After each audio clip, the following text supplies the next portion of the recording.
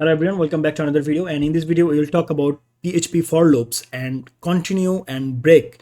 So what is break and what is continue and why we should use loop, I will talk about it. So let's start the video, and here you can see I'm creating a file, and that is testloop.php. Here I have to write the script, so like this, and inside it, let's say I want to print 100 values, let's say from 1 to 100. So we know if you want to print something in PHP, you have to write echo and then the number. So you can write like this. If I go to the browser, here you can see my server is on Apache. So I will say here localhost /test php. So this is my project, right? Here you can see test php is my project. So I have to just enter here, and here you can see we have a PHP file, and that is test loop.php. We just have to click here, and then you can see we have one here, right? Okay, so let's say want to print from 1 to 100. So we have to echo it 100 times, right? But we shouldn't do this, and here actually loop help us to make it easier.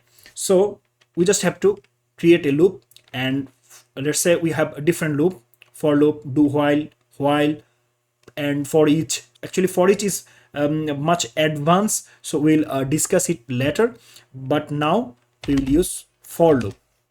So here you can see I have write for loop, and then we have added parenthesis, okay, and then we just have to add curly braces like this, and inside this we have to set a condition. Let's say I want $id, it means a variable, and it will start from 1, and it will count id is greater than or equal 100, and it will auto increment by 1. So here we will say echo, we will show id, right?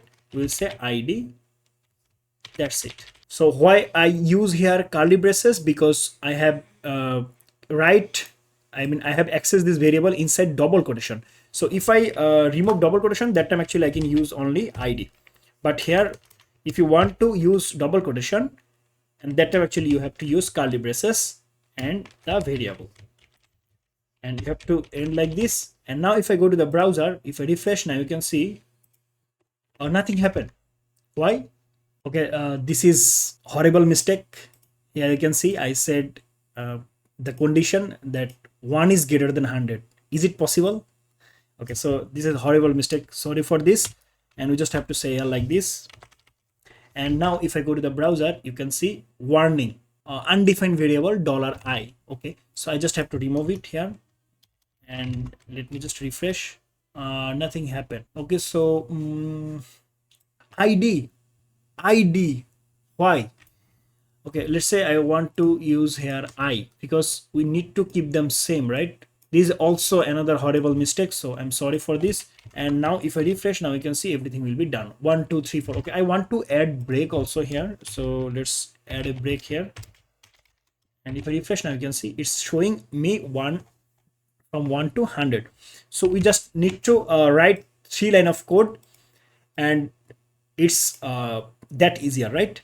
So that's why actually we use for. So now let's talk about break and continue. So let's say I want to show from I have set the condition for the 100 times, right? But let's say I want to show only let's say I want to show every value except 50. So what I have to do, I have to set here a if condition, and that is like this. If I will say $I equal to 50, I said if $I equal to 50, then continue. What does it mean? When, so every single time it will enter the loop, it will check the I value is equal to 50 or not.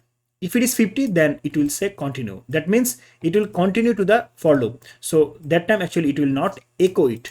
So if we want to show every value except 50, we can do it like this. And let's go here, and if I refresh, now you can see everything is here but except 50. Here you can see 49 and then 51. There is no 50 because we have said here that If it is 50, then continue, I mean continue the loop, not go to the echo here. And then when it increment by 1, and then it says that okay, now I value is 50 plus 1 equal to 51, so it will not enter this clause and it will paste, I mean it will print or echo the value. And let's say I want to break here, use break here. So what will happen? So if I say break, so that time actually it will show me from 1 to 49. Why? Because I have said that okay, whenever actually the I value is not equal to 50, you can print them. So it will print 1 2 3 from 1 2 3 to 49. Okay, when it finds the value 50, then actually it will break, I mean it will break the loop here. So the loop will be break, the loop will not continue.